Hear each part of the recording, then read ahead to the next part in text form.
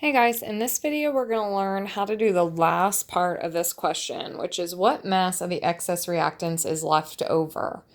If you remember in our previous video, we just looked at how to calculate limiting and how much of each product would be made. So in this one, we're going to calculate how much excess we have. Okay, so we did all of this work last time.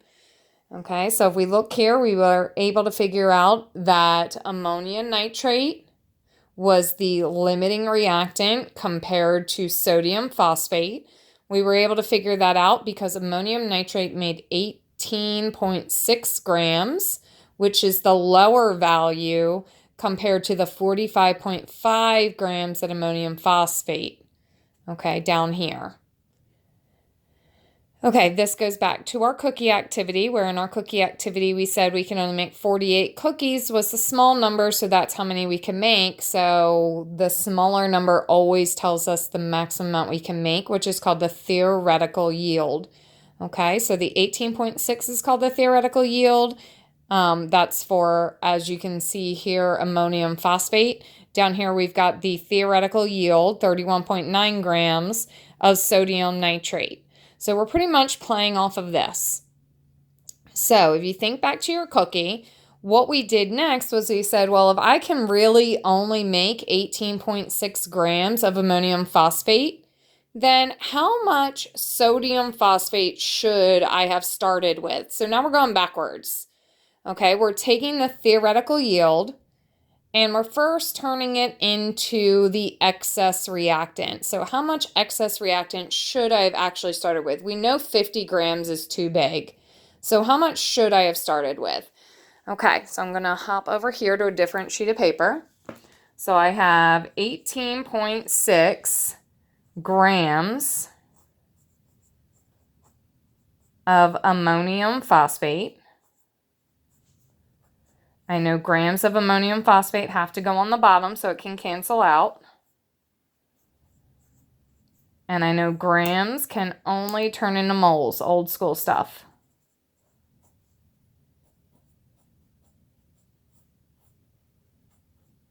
Okay, now to find the number of grams, I can go to the periodic table and look it up, or I can just say, oh, I already did this once. I come over here, my grams of ammonium phosphate is 149.12. So 149.12 times, draw the line. I'm out of grams. I'm in moles. Well, I don't want ammonium phosphate. I want to convert it to the excess reactant, which is actually sodium phosphate. So I've got to go from moles of ammonium phosphate into moles of sodium phosphate. Okay, if I look back at my balanced equation, my ammonium phosphate is a 1 and my sodium phosphate is a 1. So my mole ratio is 1 to 1. I don't want to stop there because my given information was given to me in grams. So if I was actually given moles of sodium phosphate, I would stop here at moles. But since I was given grams, I've got to go all the way to grams to figure out the difference. Okay, so I have my moles of ammonium phosphate are gone. I'm now in moles of sodium phosphate. And I want to go to grams of sodium phosphate. Okay, I know when it's old school, moles to grams, my mole gets a 1. Now, in order to find grams, moles to grams, I go to the periodic table, I add it all up. However, if I go back over here to my work for the first part, I already have it, 163.94. Okay, so 163.94. Okay, so now I've got to type this into my calculator. Turn it on. I have 18.6 divided by 149.12. Obviously, I don't have to put in the times 1 divided by 1 here.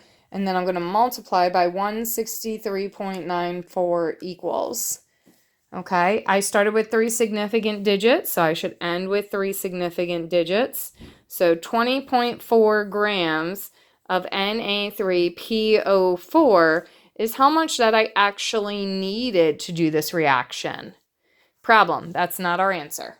Okay, so that math problem does not actually solve our answer. Just like in the cookie demo, that did not solve our answer. Okay, we said, well, if I can only make 48 cookies, how many eggs did I need? Okay, I needed 2. That doesn't tell me how many eggs I had left over, how many eggs I had in excess. So if you remember back to the cookie lab, what we did was we subtract. Well, if I started with 12 eggs and I only needed 2, 12 minus 2 means I had 10 eggs in excess. Okay, so now I go back to the beginning of the problem and I see that I started the problem with 50 grams.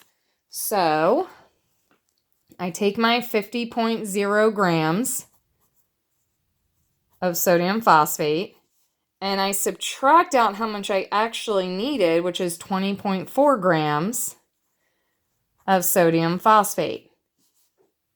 Okay, so if you need to, you're going to your calculator, you're typing 50 minus 20.4. My goal is that you can do that without it. Okay, that gives you 29.6. Look at our sig figs. We're subtracting, so we care about decimal places. We have 1 decimal place here, 1 decimal place here, so our final answer should have 1 decimal place.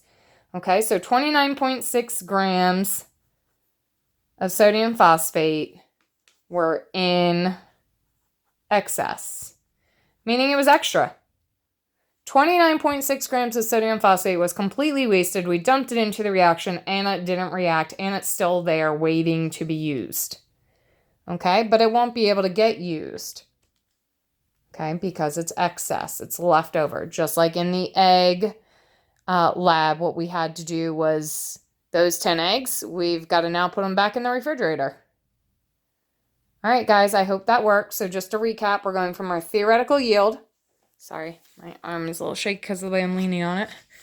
We're going from our theoretical yield and trying to find out how much of the excess reactant we should have actually started with. From there, we take our given excess, the 50 grams, minus how much we actually needed, so we can figure out how much extra we actually had. All right, guys, hope that helps.